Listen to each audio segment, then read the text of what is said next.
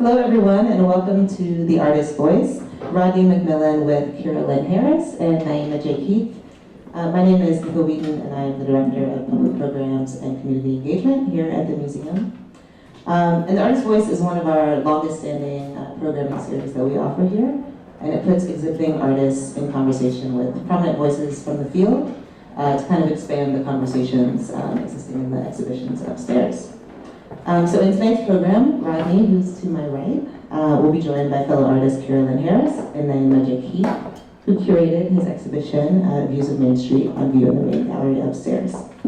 Our panel will begin by tracing McMillian's exhibition history here at the museum, very extensive history, and move on to unpack his complex use of post-consumer objects and symbols of domesticity to examine the intersections of race, class, gender, and socioeconomic policy. The program will conclude with a question and answer segment, so please just hold on to your questions until the end. And hopefully we'll also leave enough time to do a walkthrough of the exhibition on the way out so you can see the work up close and personal. So I will hand the microphone over to Naima to get us started.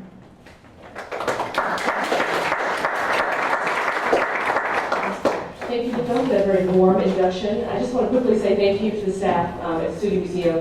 This exhibition has been a long journey. We've been talking about it for a few years. Been working on it very hard for the last year, and the staff has just been so supportive in putting this exhibition together. I want to give a special shout out to Doris. She's been my partner in crime this past year, so I just want to say thank you. And I could not have done it without you, so thank you. As Nico mentioned, you've had a long history with the museum, and I thought we all thought it would be interesting to kind of go through that history very briefly. One of the early exhibitions you were in was Seas and Roots, curated by Thelma, that opened in 2004. And the work you included was called Untitled, also Flag, thank you. Can you tell us a little bit about that work and why this particular work is significant as it relates to the shows? Well, this was done in 2001. It was in the summer of between my first and second year of grad school, and it marks the first flag painting that I've done, but it also was the start of the carpet paintings that I began. And it also opened up, and it also included landscape. And so there's landscape, there's carpet, and there's flag. So there's like my interest in landscape painting, there's my interest in symbolism as it relates to a political symbolism. And then there's a scale issue that there was a scale that happened with this where it was much larger than the works that I'd done up until that point. And so it made me really think about space in a very, I guess in a multitude of ways. Yeah. I realized that I jumped into talking about Seeds and Roots, and we did not get a chance to really hear you talk about your practice overall. Mm-hmm. And then we can talk very briefly about how you two met. Yeah. And then, so we'll start with your practice, okay. And then we'll bring in Kira. Okay, cool. So, kind of a lot of my practice can be cited in some of the things I spoke about here. What you see upstairs are, like I could not have done chair that's upstairs without having done this piece first, because I realized that there's not just carpet strips on this piece, but there's also the underneath the carpet. Like the padding. And so a large part of my thinking has been around the home and the politics of the home. Because so much of what at least I knew about the home was informed by the politics that informed the home that I lived in. You know, there's class, there's taste, there's regionality. I'm from the South. And as my practice developed, I started recognizing some of the political tenets that was informing the home that I grew up in, but also the homes of people that I've seen and been exposed to, and then also, of course, on television. And so my practice deals with like thinking about real-time historical texts, the domestic space, and also an idea of the body. And in most cases, it's the absence of body, it's the trace of a body. And that also relates to ideas around history, because I've always been interested in like who writes the story of history, and it's usually the people who are in power. History is a top-down business, And so I've always been interested in the gaps, like who are the foot soldiers who actually enable the powerful to exist? Because there's always a foot soldier. And I'd say that's kind of at the root of where my work stems from. Now, I know you and Kira have had many, many conversations about your practice. How did you two first meet? That's ridiculous, but how did you as friends, fellow artists, how did you two first meet? Do I tell the story? Yeah, go ahead. Well, we first met because, again, of Studio Museum. Like Rodney, I have a very long and deep history with the institution, and I was lucky enough to have my work included in Freestyle, which was the inaugural exhibit put together by Thelma, Christine Kim, Lowry Stokes Sims for Studio Museum in Harlem, which is like 1,000 years ago now. But Freestyle then traveled from here to Los Angeles, which is my hometown, and it was Santa Monica Museum, right? Yeah, Santa Monica Museum. And I was an artist in residence by that point with Kehinde Wiley and Adia Millette, and the three of us also were all from LA. We traveled back to LA, we met Rodney. Edgar I already knew, Edgar Arsenault, for those of you who don't know, and Rodney and I also studied with Charles Gaines, whose show you also curated. So it's a very sort of tight circle of artists, friends, and collaborators, and I don't know, cross-country studio visits, I would say. And lots of phone conversations. Lots of phone And conversations. we also ran a show at the California African American Museum where Naima is now the deputy director.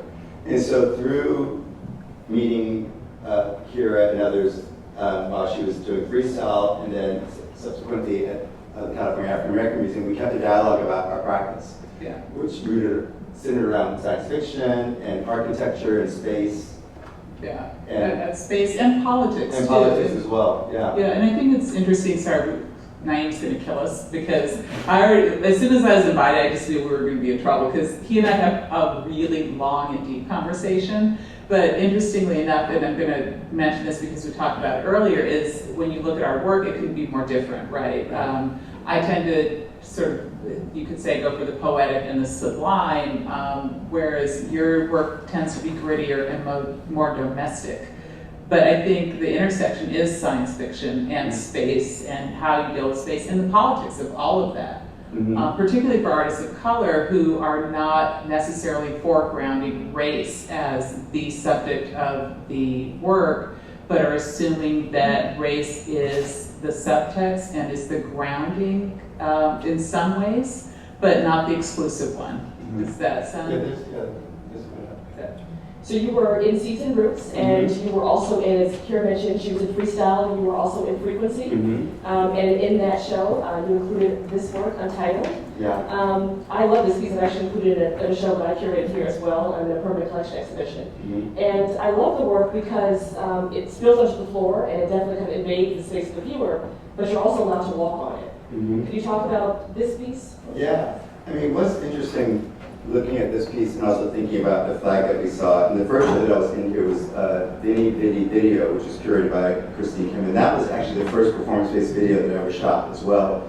So what's really kind of exciting about having the work upstairs, but also this moment looking at these works, is that this was also the first piece that you could actually walk on or kind of like enter. And since this time, I've been working with installations that involve the body being able to move through space. And this was the first piece that actually had that moment. And it was all about disrupting expectations about painting, and also an interrogation of like American modernism, which is always about, or historically was about, you know, the materiality and looking at, and really not including the idea of a subjectivity, and not thinking about the subjectivity of the artist in a certain kind of way.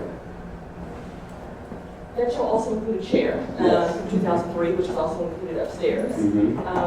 We were talking, I would love to hear you talk about your history with this piece, and talk about how you found it, and your decision, I guess, to pick it up and include it in gallery space. But maybe we can get into a little bit later, but the decision to put it on a plinth for this show, but then we decided not to put it on a plinth in the show upstairs.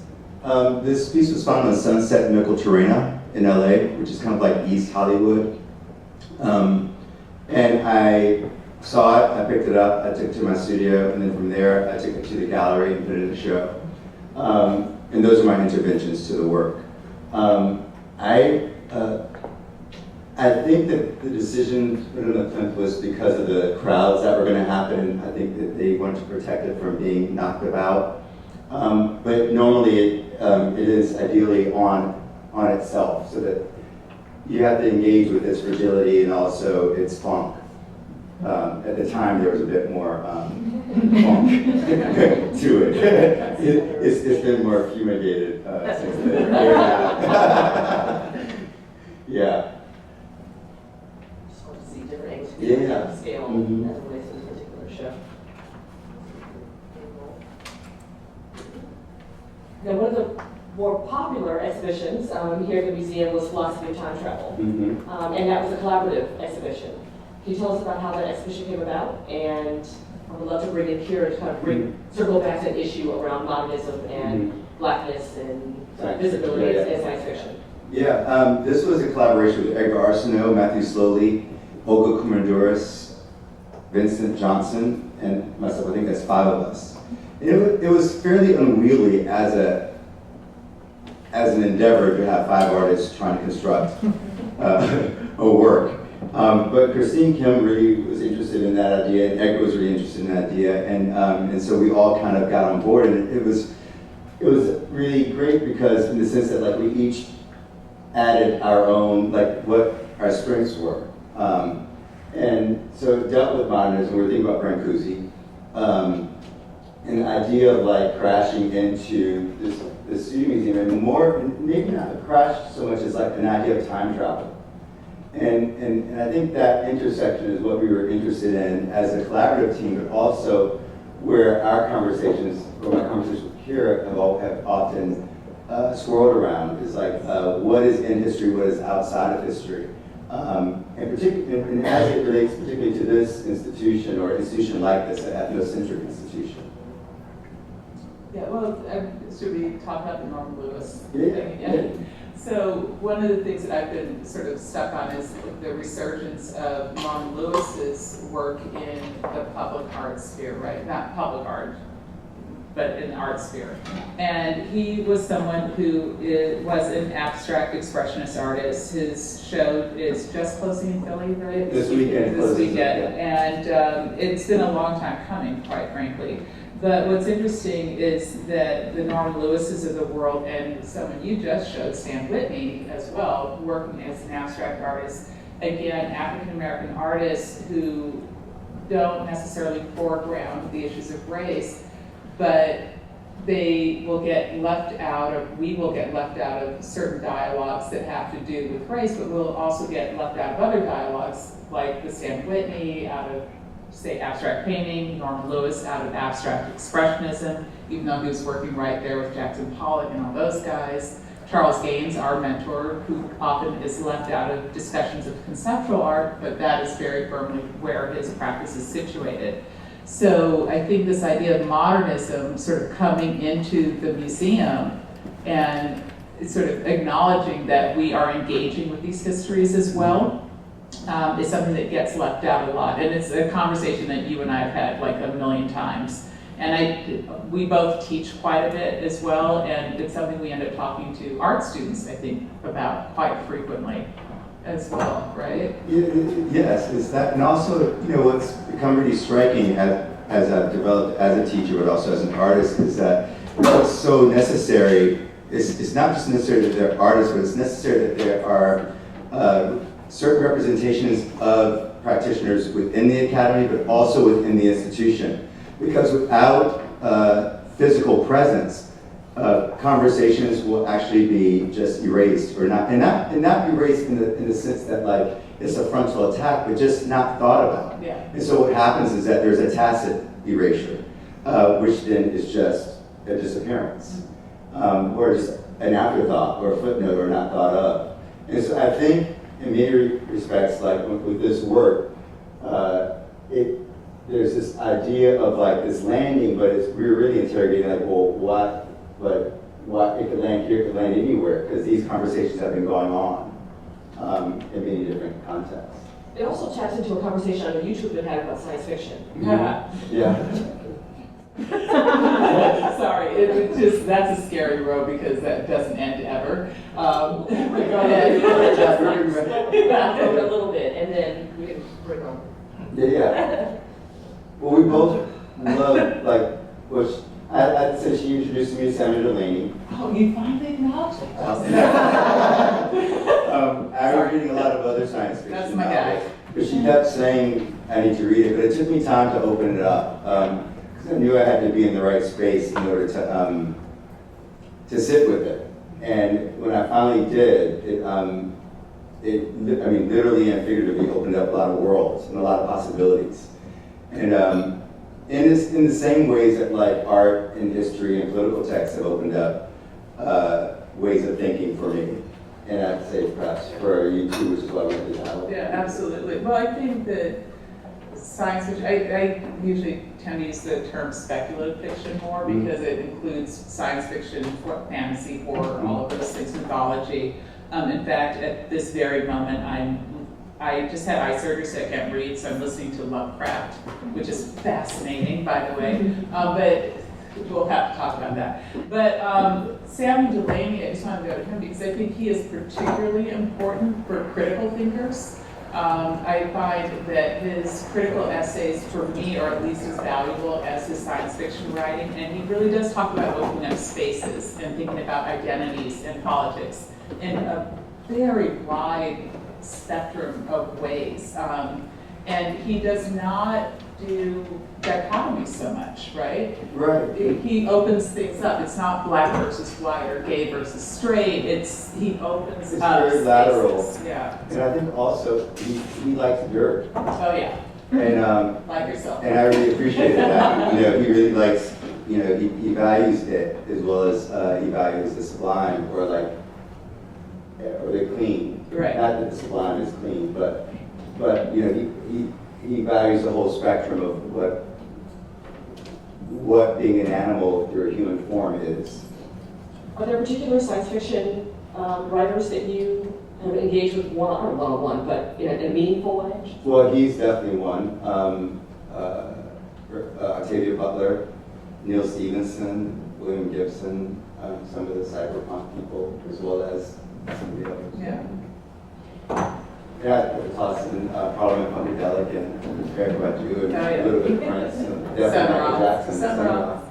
and Sonny Chirac. I mean, there's a Yeah. whole litany of artists who practice, or who are engaged in these thinkings. Yeah. So you were also included in the Bearden Project that was curated by my colleague Lauren Hayes, who also curated the Stanley Whitney exhibition that you mentioned. This is a piece that you contributed. And then you were also in When the Stars Begin to Fall. You included this video, A Song for Nat. That's also in the ICA Philadelphia show. This is a good time to talk about, this is a really big moment for you, Rodney, in that there are 3 exhibitions open that are focused on your work. There's the show called The Black Show at the ICA Philadelphia. There's Views of Main Street upstairs. And then there's landscape painting at PS1. Can you tell us about the 3 shows and how they're different? Sure. The Black Show in Philadelphia, excuse me, is rooted in this work. This piece actually isn't in there, but this character finds itself in that show. And that show is centered around performance-based video, and there are lots of characters in that work. And I think in some regards, I've dealt with character. I think it's upstairs in the Great Society speech, like the character of a politician. But with the videos in the show in Philly, there really are these unnameable characters. They have different costumes. You can't quite place them. And it's dealing with the idea of blackness. Blackness as a color, blackness as a form, blackness as a politic, as a people, as a construct that can be projected onto or into. And so it deals with space in terms of like a sculptural painting that's in the show. Also the video intersects into the space in certain ways because they're quite large. And vinyl works that kind of deal with black blackness and sewing, and again, a construction, a kind of cosmology, these kinds of overtures of a cosmological space. Upstairs, for views of Main Street is like the politics of the domestic, as we spoke of, and which hopefully you'll get to see if you haven't already. And landscape paintings, which will open on Sunday at PS1, are paintings that are landscape paintings. At least that's what I call them. And they're based on Bill Traylor paintings in the sense that Bill Traylor was born and raised and lived in Mississippi.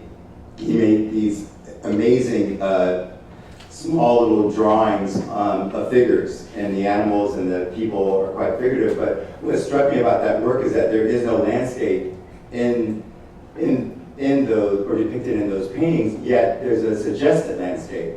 And so I viewed those paintings that are in PS1 as the landscape that wasn't depicted in a way. And those paintings are also thinking about American landscape painting, like Hudson River School paintings.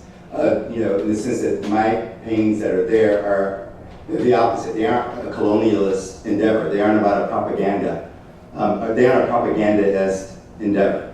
And that's how I view American, those Hudson River School paintings, which I do appreciate in terms of like their formal qualities and the ambition and sublime. But I do take issue with the kind of political gesture that they depict. Well, they were part of American expansionism, right? Completely manifest destiny. Extremely problematic, those paintings, and they're gorgeous. Mm-hmm. So it is problematic. It made stealing look very pretty. Yeah. But one thing that I want to mention, we talked about earlier, just as everyone was filing in, is the fact that the three shows are so completely different. Mm-hmm. And each has a different focus. And I haven't seen all three, but Well, I have. I know the work really well. But they are really fundamentally different shows. And I think it's interesting to show different sides of your practice, because as much as we've talked about, say, for example, the work upstairs not foregrounding race, so specifically, ironically, the show in Philly actually does, right, Mm-hmm. by contrast, and that's in a non-sort of ethnocentric institution. Mm-hmm. And can you talk a little bit about that? I'm messing with it now. Yeah. Well, that show developed out of a desire, out of a conversation that Anthony and I had. Anthony Elms is a curator there, where I'm working on a performance. And the performance was based on these characters. And right now the performance is called Hanging with Clarence. Clarence Thomas. And so, in thinking about that, now that could very well shift, but in thinking about that, and thinking about science fiction and these characters that I have been shooting since 2011 in preparation for the performance, it was clear that work was about blackness. It was about all the tenets around what it means to be black in culture, or what people's perspective of it is. And so that generated that work. And upstairs, Naima, through a conversation with Naima, she was really fascinated by the chairs and the domestic works, because we've known each other for over a decade. Because she's from LA, I'm based in LA. I've known you and your mother for a very long time, and so she's seen my work over the years. And so, in thinking about the show upstairs, it was really important that she showed and that we talked about those objects.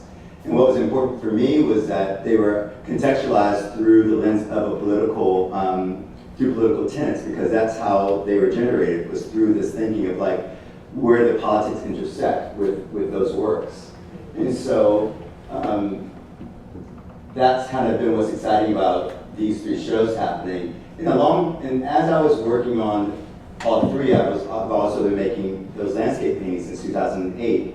And so what's exciting about the three shows happening is that it mirrors the way that I work, in the sense that I deal with different materials and different forms to fit the content that I'm interested in addressing. So upstairs you see video, you see performance-based video, you see sculpture and painting, and the desires that one has to navigate these different forms in conjunction with the content in conjunction with the histories that those forms evoke or that those forms also entail.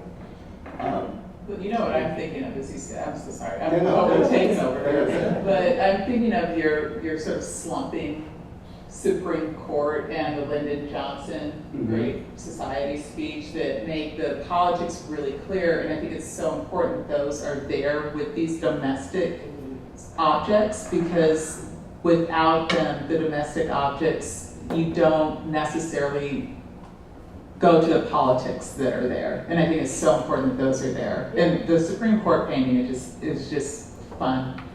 But also at this particular point in time, so important because we're in such a crazy moment politically.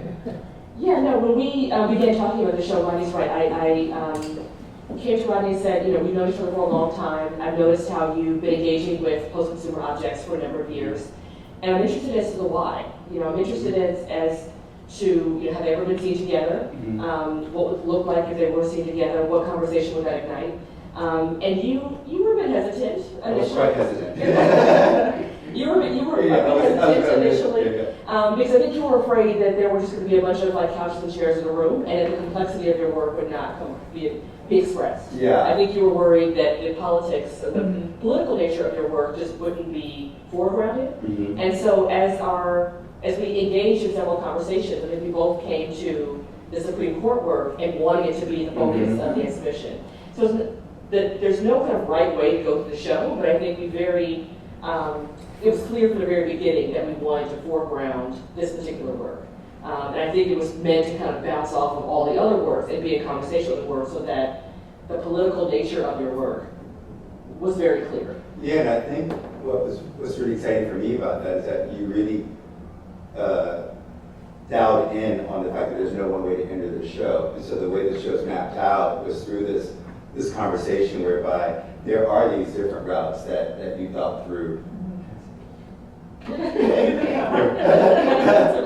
Yeah, she had a dream. I dream about you. I do. You had a dream about the show. You had a dream about the show, but what was beautiful, what struck me about that moment was that Charles, there's a wonderful piece, one of my favorite pieces that Charles Gaines actually has, is the Mount Rainier. I might be mispronouncing that now. Rainier. Series that he did that he actually got from a dream. And so when you said that, I kind of jumped to that moment, and I think there is a lot of analytical space in that. Anyway, that was a tangent. So let's go back to But I also want to say that you mentioned Charles Gaines. For those of you who don't know, we studied with Charles Gaines. He sort of is somebody that informs, I think, not our practices in the way that we make work, but how we approach art making, if that makes sense. Not in a formal sense, but I do think that he is sort of the unspoken presence for many of us, right? And he's also quite spoken. That's true. Yeah. But the other thing that I want to talk about is the way that you install the show, because I did get to finally look through it, and I love that some of the walls got changed for this, because that hasn't happened that often on the main floor here, and I particularly love that angled wall. That was like my favorite thing I have to say, because I think that the show needed, I was saying to Nico earlier that I feel like having that angle instead of straight, what is it, 90, sorry, I just had surgery a week ago, so I'm a little spacey, but I think that was really important, and it helps to sort of reinforce this idea that there are multiple ways to enter it. It's not this straightforward linear narrative. Because I do want to have you talk maybe about the Lyndon Johnson as well, if you don't mind. Sorry. It's funny because Rodney and I met a few times to talk about the layout of the exhibition, and given the size of the works, we knew that we had to kind of hammer things down well before we got here. And initially, there weren't as many walls built for the exhibition, and so we agreed on layout. We all went home, kumbaya. And then I had a dream, and I knew it wasn't right. It's true. And I knew it wasn't right yet, and I knew that, again, given the importance of this piece, we had to figure out a way, because it just wouldn't, I don't think the importance would shine through if all of those pieces were on the main wall. So there was the bed sheet, the Supreme Court, and the carpet. It just wouldn't, we had to literally make it the foreground of the exhibition. And so that's where this wall actually came, this kind of smaller wall. And We wanted the wall to fit that piece exactly, and it actually kind of hangs off just a little bit. But I wanted the wall to kind of be a little hidden behind the piece. I didn't want it to just kind of like shrink from the size of that wall. And also wanted the carpet behind it to kind of peek out, so that when you, again, to kind of say there's no real kind of right way to go for a show. But I love the fact that the video is on the back of that wall, so it's like a little moment that you could have with the Great Society. That's not. Sorry, there's like in the alcove, Yeah. but they're like, you can have little dummy exactly kind of like little moments with certain videos in a much more kind of intimate space. But a lot of people are kind of surprised, I think, that let's sort of see the automatic connection between the Supreme Court and domestic. How do you see them kind of forming a relationship? Well, it goes back to the idea that, like, well, so much about the Supreme Court deals with our personal space. It deals, right now, there have been decisions about healthcare. There's, of course, questions about women's reproductive rights, the agency that they have. Voting rights is going up. Affirmative action, LGBT rights. There's so many decisions that this institution is responsible for making that literally affects how we choose or can live in our own homes and construct a family or an idea of what a family can be in our own homes. And so I see a direct relationship between this institution and how we live. Because how we live is predicated, we are citizens, and that's a political term. And we're citizens within a shelter, which happens to be a home. And so there is no separation from my perspective. You mentioned the Lyndon B. Johnson speech, even though it's in the alcove. It's an interesting connection to the Supreme Court case, the Supreme Court painting in that particular video. And I know you two have talked about that piece extensively. Right. I've also seen it performed live when he did it at Harlem years ago. That's right, you were I there. was there.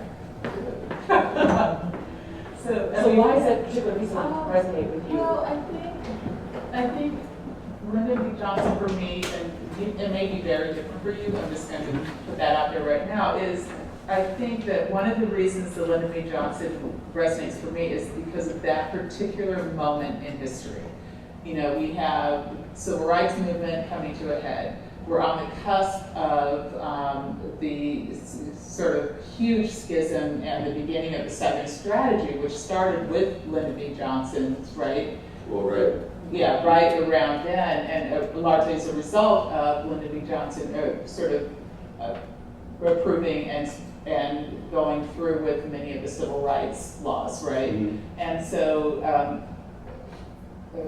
I should just back right. Everybody knows what I mean by the Southern strategy, because we're living with the and I guess the reason I keep going back to it is because I feel like we're still living with that now. Mm-hmm.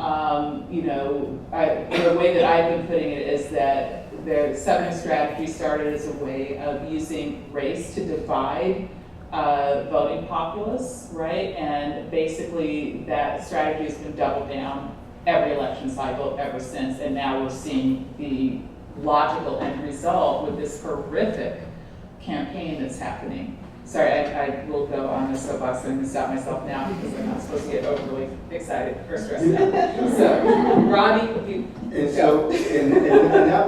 so with that speech at that time, the reason why I did it then was because I found the speech very beautifully written. It's very lyrical. It's very aspirational. It deals with wanting to end poverty, question.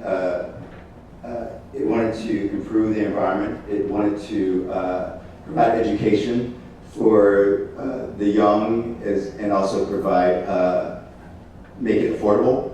And all of the things that speech was aspiring to achieve through policy were things that are still in need now, and they were also really frontal in 2006. And in 2006, we were in the midst of the second Gulf War. It was also on the heels of the second George Bush presidency that enabled George II to become president. And that speech was delivered in '64, which was which was right before the escalation of the Vietnam War, which halted some of those programs actually being enacted or slowed it down quite considerably because the money then went to war. And so in 2006, I had a real desire to investigate that language because there were similarities to the times, but of course radically different circumstances. And I was wondering if I could actually believe the speech. And so that's where a lot of it came from. It's like, could I actually believe the language of the speech at this time? Or is it so romantic that have I become so cynical or jaded that I can't actually like engage with it? And I was also curious if how we would engage with that text. You and I have had a lot of, okay. You and I have had a lot of conversations about the history of a number of these objects in terms of them coming from your personal collection versus things that are found. And you were also hesitant to go too much into biographies. I think you were worried about people, I guess, getting too hung up on a relationship to you as a person. Oh, he's from the South, and oh, he's African American, and oh, blah, blah, blah. Can you talk a little bit about your decision, I guess, to not reveal too many details? I mean, you do say this was owned by me, or I inherited this, or something like that, but in terms of not too much about your own biography as it relates to some of the found object works. This is great, because I was actually having a conversation with Oliver about this today. Right, well, I haven't been interested in it being foregrounded as from my home or whatever, because that's not what's generating the work. It's really about ideas around, class and the body. And in many respects, I'm quite a pragmatist. Waste not, want not. I try to work within my means. I don't have a lot of assistance, but I have them when I need it. I really believe in an artist using what they have, at least for myself. And because I didn't have very much money, I had to figure out how to communicate what I need to communicate within the parameters that I had so that I can maintain a practice. And so for me, if I'm using my own chair, it's just because it was going to go out the door anyway, and why not use what I have? And so it's really about the pragmatism. And so it's really not about me as a subject, it's just it as it communicates within a cultural landscape. I know you're particularly interested in talking about this piece, Kira. So Well, I think this piece is funny. I mean, and you cut when I said, oh, we talked about this one because I think it's hilarious. Every time I see it, I just start laughing. But you told me that other people have very different reads. But I do think humor is in your work. But the other thing that I wanted to talk about is I think there's humor that sometimes is missed, right? Because a lot of this is very serious subject matter. But I also think that there is, I don't know, I don't want to say a lack of preciousness, but almost an anti-preciousness with the work. Does that sound accurate? Yes. And I think you and I shared that in some ways because I'm not precious about things at all. But I think that this piece, there's something very funny about this to me. You've told me that other people read it as being sexual in a way, which I can also see, but I don't think that that discounts the humor of the piece. And do you feel like humor is present for you frequently? Yeah, and I think there's some upstairs in the videos, like Dummies on a Porch Swing. I mean, the title is stupid. Two Dummies on a Porch Swing is stupid, but the text that is being delivered is not. And I think that also happens with the puppets where the puppets delivering Ronald Reagan's inaugural speech from 1980 that he delivered in Philadelphia, Mississippi, which is just 3 miles away from where 3 civil rights workers were murdered by white supremacists. And so it was not lost on him or anyone else that he chose that site as a place to launch his campaign, which was a use of the Southern strategy to galvanize those Euro-ethnic Americans to vote in the party. But along with that video, it slips into a dinosaur singing a gospel song by Erykah Badu. And so when you first walked in, to your right, the black screen is the Neshoba County Fair. Right. And so even though the gospel song is really a rich, beautiful, heartfelt song, it's bizarre that a gospel song is being delivered through by a dinosaur in terms of like evolution, Christianity. I don't know, I found some humor there, but I also find a lot of seriousness, and I actually find humor to be a very serious business. There's also a bit of humor with Double Jesus. There's some humor with Double Jesus as well. And Double Jesus, the counterpart to that was Double Jesus. And Double Jesus are two panels of a depiction of Jesus that I got from Joanne's Fabrics, which is a fabric shop. And Double Jesus sold for $10,000, and Double Jesus is priced at $20,000. And, excuse me, that was the leather. I would own it though, I would own it. But that was the leather. That's kind of genius. That's kind of anywho. So Double Jesus and Double Jesus. So, you know, there's playing with the absurdity of price, playing with that relationship to a symbolism of the figure of Jesus, and that they're essentially ready-mades. You know, I have a triple Jesus at my studio. Because when I bought the diptych, I was like, well, I might as well buy a triple, because they were like, yeah, there's an abundance. So yeah. Well, you made me think of, remember when you did the carpet paintings that you were pricing in very particular ways? Mm-hmm. Sort of commenting, I think, on the market in many ways. Do you want to talk about that? Yeah, it was mostly the sky painting where you could buy a piece of sky based upon your economic background, so or your income level. So if you made 30 grand or less, you could pay $150 per square foot. If you made from 30 grand to $99,000, you paid, I think, $300 per square foot. If you made more than $100,000 a year, then you paid $450 per square foot. And then at the end of the run, we cut the painting up and then divvied out the works. It would be based on an honor system. But it was based on an honor system. I love how you refer to these as carpet paintings. Can you talk a little bit about why? Well, they're carpets and they are paintings. And, they're carpets that I found in different parts of Los Angeles and then pieced together, and then I hung them on a wall.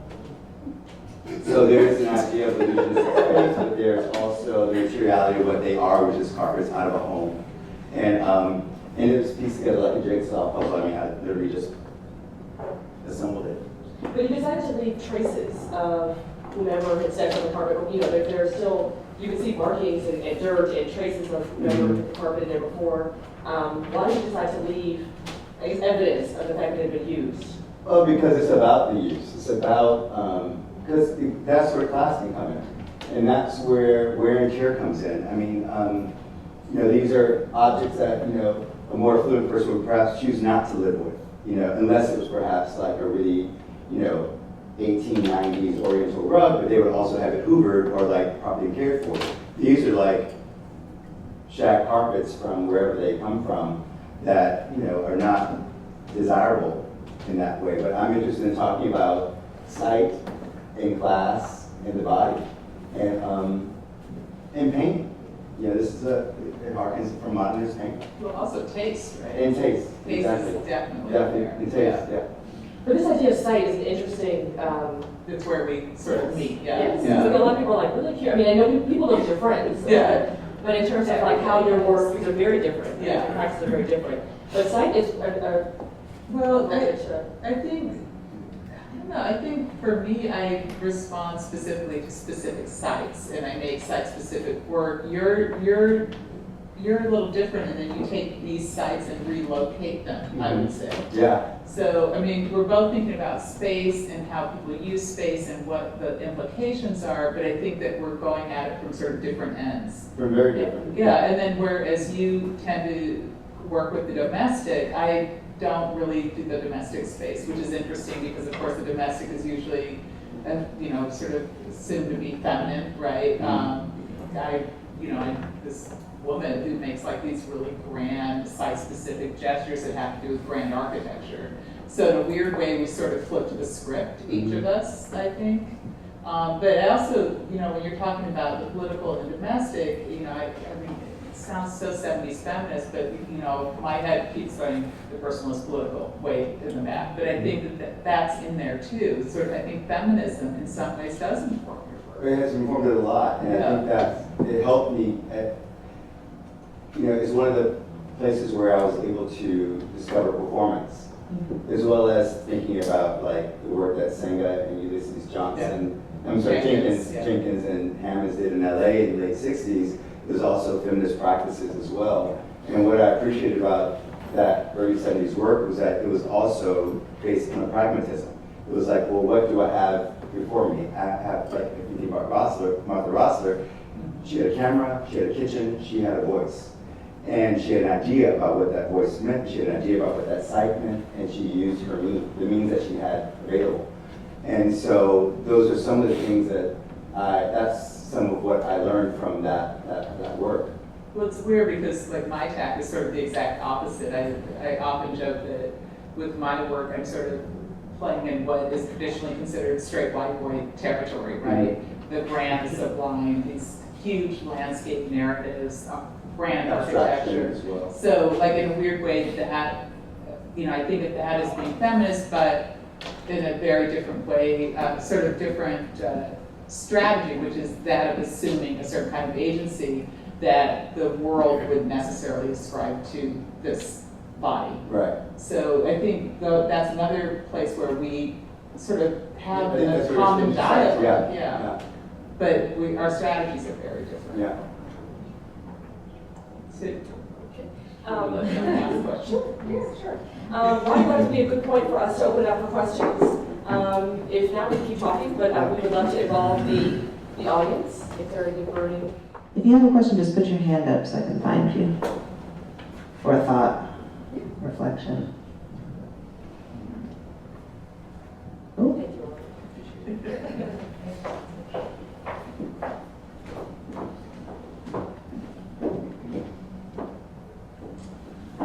Thank you. Thanks to all of you for this wonderful talk.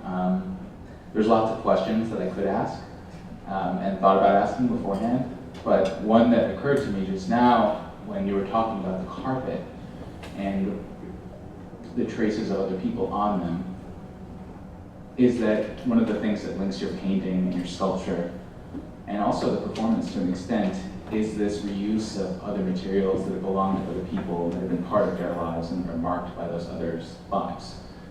And I was thinking about that kind of relation to others, because presumably these others are often anonymous.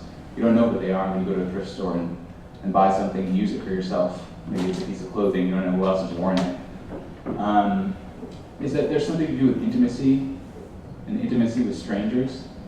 And then intimacy also comes in other ways in your work. I'm thinking of the chair pieces with the two chairs and the wedded books between them. So I wonder if you could talk a little bit about intimacy and intimacy with strangers and these traces of other people's lives and what draws you to that. And even though maybe poetry is not one of your stated goals, that there may be a poetics to that as well. Maybe that is the poetics. Well, if there's a poetics, it's really about, I'm really interested in like who's left out, who are the foot soldiers? There's so many of us, all of us, who are part of this tapestry that we exist in this culture, and so. I guess in thinking about like how our culture is set up in terms of like hierarchies and power systems, I guess I'm really interested in those nameless individuals and those workers, because I view myself as a worker, and that has a lot of value to me, and I think it has a lot of value to us, and so. If there is a poetic, it's about thinking about the larger, or thinking about all the spaces in between. Does that connect to your resistance to autobiography? Completely. So you become, in a sense, as much a stranger? I'm just a worker.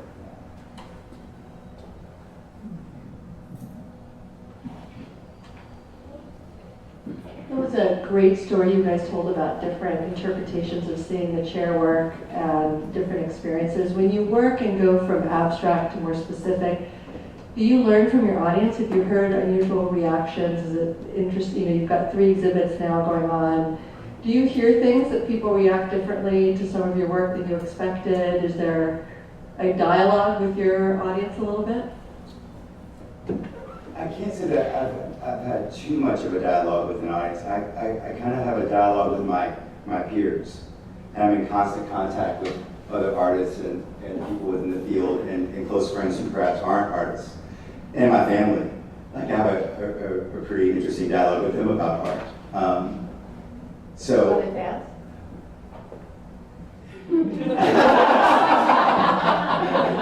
They're very happy for me. but it's a bit of a mystery. Yeah. I used to invite them to my shows 15 to 20 minutes before the show opens so they could get all their giggles out beforehand and then they could show up. Yeah, I mean, you know, they've actually have grown to be really curious about why I do what I do and like what their place is within it and like where they cite themselves as viewers within this context. And that has perhaps been a really instructive and valuable experience because that's actually been the gift of, that's been one of the major gifts that I've gotten as being an artist, is like to be able to be in dialogue with them about this practice that I have, that they have so much shaped and informed and provided for. And so I'd say I definitely do not make work for them as an audience, but I'm completely and utterly grateful for their critical eye and their generosity in sharing with me what they experience when they encounter my work. One of the oldest works in the show is from 2003, but there are a number of older works. The exhibition spanned from 2003 to 2016. Can you talk about what it was like to see a number of these works?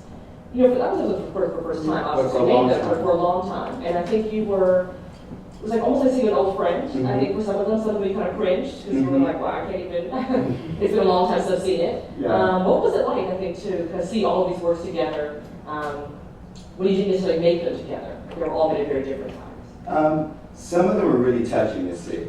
The still life particularly, I found, it was really quite a touching, because I felt touched to see that work. Because it placed me back there. I remember how hard I worked on them.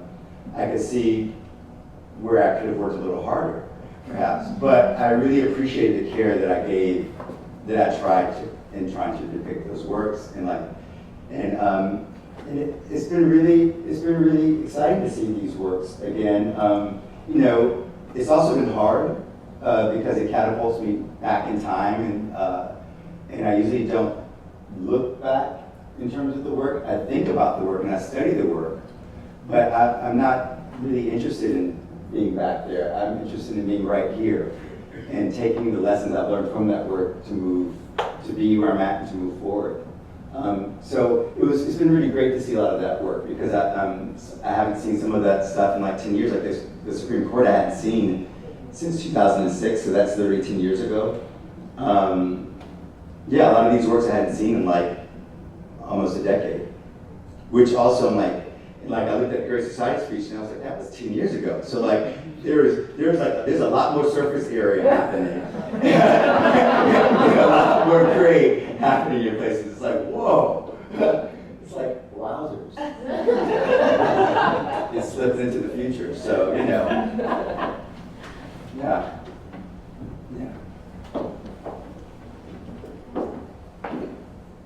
Hi. When I look at your works, I thinking about the chair piece and also the couch piece and the cement on it. It made me specifically think about the relation of labor to domesticity, both inside the home and outside the home. And I was also thinking about how kind of like the exhaustion of the chair, for instance, makes me think of the exhaustion of the object and also the person that was probably using it, and how being overworked kind of considers domesticity. So I wanted to hear kind of more. And you just said you kind of think of yourself as a worker, so I kind of wanted to hear more about your thoughts on labor and labor within the context of this domestic. Well, I think you hit it on the head because I think the wear and tear is about like access, and it does speak to use, which I think the traces also suggest in terms of like the carpets and the chairs. So yeah, thank you for talking about that. I don't know if there's more that you want to hear, but I think when I'm talking about class through these objects, it is about a worker, or the working poor, or the poor, or the middle class. And thinking about that as it also relates to taste as well. Which is why, for me, it was important to have a moment like the Great Society speech in there, because that's aspirational. And that's also talks about a type of flavor. We have a question just right in front of you. You spoke a lot saying that you don't really look too much at the past and that you're more in the present, but especially with the time travel piece, it's interesting. I'd be interested to know what your thoughts are on the future, because you said you work a lot more in the present and working towards the future, but if you're thinking that far ahead, what do you? Yeah, I don't know. I'm not thinking quite that far ahead. But when I was thinking of the past, I think about that more in terms of my own work. But I think about the past a lot because I use a lot of historical texts. Because I think those historical texts are actually present tense.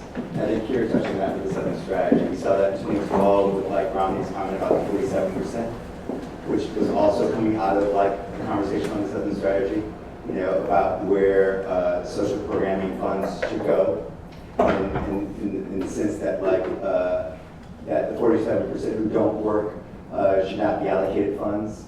I mean, which is completely out of a Southern strategy conversation. We heard that in the 80s with the welfare queen. I mean, we hear that over and over again. We're hearing it present. And so, in terms of, I mean, I can talk about what I want for the future, but like, I guess my goals are just what can I do today to, through whatever, like through my work, which is the means that I have, to talk about today so that perhaps we could build towards something that is closer to an equitable site that we do want. Does that? But it's kind of interesting in terms of your mutual interest in science fiction, because it very much is about kind of projecting this future. So even though your work that's like not engaged in that, it's interesting that you both share this kind of deep commitment to science fiction. Well, I think we're talking about two different things. I think like when you were talking about not really looking back, I think for most artists, whatever we're working on at the moment, that's what we're interested in. The work that we did a year ago, 10 years ago, yeah, it was important and we appreciate it, but you know, that in terms of not looking back, I think is pretty true for every artist I know. Right. But I do think, like in terms of science fiction, you know, the time travel thing is one sort of sub-genre of science fiction. It's just, and I think it's why I like the word speculative, because we're positing alternate sort of situations or realities. But I do think, like, going back to Lyndon Johnson, you know, the aspirational, we saw that again with Obama's first election, right? It's, you know, very similar kinds of language, actually. And of course, you know, the reaction to it is, again, the doubling down of the Southern strategy. So, like, those are two different ways. Like, with art, whatever we're working on, always like now and what's coming up next and what we're thinking about. Right. In terms of the world, always sort of delving, I think, throughout history. And, you know, like, we're both, like, really invested in history. So we talk about that a lot. Like, sorry, I'm sort of wandering the field, but I do think we're talking about a couple of different things that you know, we don't look at those the same way. Yeah, I guess I was just trying to say, I was trying to look at his interest in history and how that, the relationships between all of these different, his interests. Yeah. And I guess that's kind of where I was trying to look at that. But I think, but to your point, you know, science fiction is really about present tense. Yeah. Right. It's just a different narrative of looking at what today is, you know.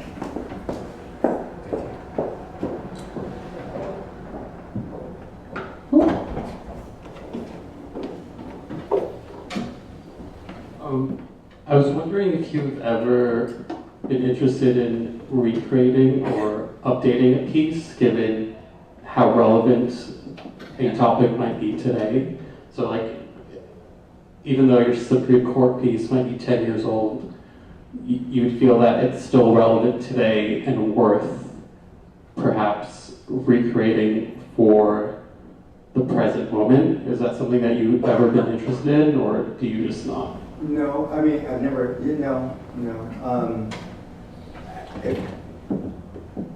I think no and yes. And no in the sense that like, no, I will not recreate it, but my interest in Clarence Thomas, which developed about a year ago where I was like, this is what it needs to be about, is directly related to the sculpture that's upstairs. So they are siblings, or like if it comes to be, it is related. But it's kind of like building upon what I already learned. So I think that's kind of like, when I say like I'm not interested in looking back, I'm really invested in what I've learned from the work, that would be the site. You have mentioned retitling pieces. That I do often. Yes. And why is that? Because I had some bad ideas. And if I can fix it, I'll fix it. So I fix them today, and I'm constantly fixing that. Yeah. I'm so glad I'm not the only one who does that. Yeah, God, I mean, just really bad.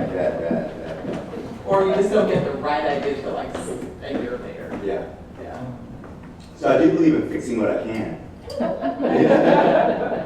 But I would say, like, the Supreme Court thing, sort of it's not a redo, but it's a continuation of the same investigation. Yeah. I think that's a better way to put it. Like, you're not going to redo something, but that investigation remains alive and well. Right? Yeah. Well, I have two questions. One of them is who wrote the labels? They're good. Thank you. Okay. It's a team effort. And yeah. Number two, I want to go back to this lady's question. Why is it that you, how can I say, I don't want to put words in your mouth, but I got the feeling that you don't really care what I think. What is your, you said, oh, I get together with my family and my buddies and all that. No. We are the people. Well, I have Okay. no control over. I have no control over what you. I guess the way that I tried to answer that is, I have no control over what an individual gets from the work. What I can do on my end is to work hard to make sure that I'm communicating as best I can what it is I'm trying to say. And so what happens when it's out there is none of my business. And there's nothing I can do about that. And there's nothing that I want to do about that. My work is to make clear the conversation that I hope that we can have. But can I piggyback on that? Because I don't think you're discounting the audience. Not at right? all. Yeah, No, I think it's the audience is certainly, the work is in dialogue with an audience, but artists don't sort of get different feedback from different audiences and then go change their work as a result. Do you know what I mean? They're having a conversation, and I think that clarity, I think, is really important. But it's also, it's a conversation. It's a part of the conversation, a part of the dialogue, right? That we're actually having right now. Yeah. Right. Yeah. We're actually having it right now. As an old teacher, you see my effectiveness lies in how many students, have success in the world, okay? When they come back to me afterwards. Mm-hmm. And I'm thinking of all the people on 125th, there are lots of hordes of there. I would love to talk with them. Mm-hmm. And I want them to look at your work. And it's not so important what she said, and I love you, okay? I have nothing against you. But I'm trying to say that there's a lot of hungry ears and eyes out there that need to be fed. Well, I'll just say from my end, when I am in the gallery spaces with my work and people want to engage, I enjoy and happy to do so, and I do it often. I give talks, I teach. That's what I do. You have a focus group once in a while to see what they think of us. Now, It's a great time to plug the catalog. With the ICA, Anthony and I are collaborating on a catalog that will be out in the next 2 months. So it'll spotlight both this exhibition and the Black Show as well. So there'll be several essays, a conversation between Rodney and I. So there'll be other opportunities to engage with the work in print. And there's also a landscape painting catalog that will Yes. also be at this one that Also in our was bookstore. produced at, and also in the bookstore that Yes, was upstairs. produced at Aspen Art Museum. I love your linoleum piece. Oh, thank you. Yeah, I used to try the same floor. It could be your floor. You know, You know, a lot of people, speaking of like audience or your reactions, a lot of people have had a strong reaction to that particular piece. yeah, yeah. It's And pretty they're true. like, oh, you recognize it, look, I've had it in my home, Yeah. it's in my kitchen, I've seen it before. Yeah. There have been a number of pieces that people have had a strong Yeah. personal reaction to. Did you Yeah, we have a question here. I just wanted to know more about your relationship with scale across the 3 shows that you're doing, because I've seen the work of the Black show and it's varied in scale, the works here are varied in scale, and so I'm just wondering if you could speak a little bit more about how your process and the way that you're thinking about scale as you approach each work. That's probably where we're in sync. I'm a bit more in sync with Kira. I think about scale in terms of, at least with the Black show, in terms of the site. So that painting was made is 70 feet by 15 feet, because that's the site, that's the scale that I could cut across the gallery space and create a theatrical space in the back, but also at the front be theatrical, but yet be a landscape painting. The scale of these works are the scale of the site from which they come from. And when I engage in larger scale pieces, it's about the nature of the body and our relationship to it and like monumentality. And the flop of that is a bit of a challenge to like a Sarah, which is so kind of like imposing. Yeah. Do you want to talk about scale at all? Okay. One more question, So or are we? last question? So we. Yeah. Great, thank you all.